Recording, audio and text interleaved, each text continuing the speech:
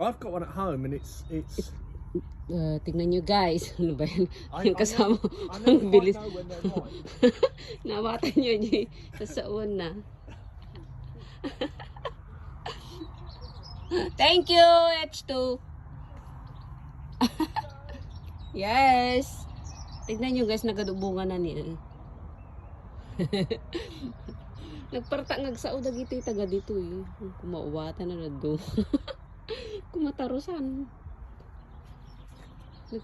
Kunana guys, tibagbaga na. Into nagbunga datoy kunana. Pag namunga daw ito, pipitas lang daw. Wag na lang daw ipaalam. Basta kumuha na lang daw. Tignan nyo. Lahat yan, bunga lahat yan. Mas marami yung bunga kaysa yung dahon. Ang liit ng puno niya. Oh, pero ang dami-daming bunga. Grabe. Tignan nyo. Oh, ganda.